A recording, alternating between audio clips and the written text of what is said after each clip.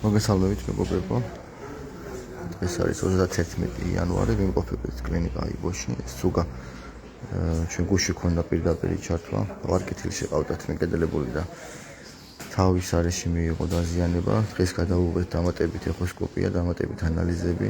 გარდა თავის დაზიანებისა სხვა პრობლემა არ აქვს, ანუ შინაგანი ორგანოები, ხერხემალი, კიდურები, ყველაფერი ნორმაში აქვს. ერთადერთი პრობლემა არის, რომ აქვს ტვინის ძლიერი შერყევა, ტვინის ღეროს დაზიანება, რაც გამოიხატება იმაში, რომ არ აქვს რეფლექსები არც თვალებში, ვერც ჭამს, ვერც ყლაპავს, მოკლედ მოშლილია ყველანაირი ფუნქცია.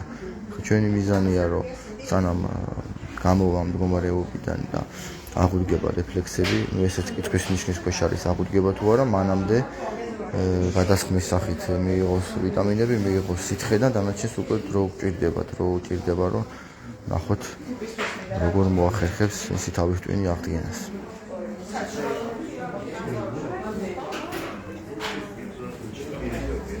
განაცხადი დაჭირდება ყოველდღე, მანამ სანამ არ იქნება უკეთესი შედეგი და არ დაიწყებს დამოუკიდებლად ჭამას.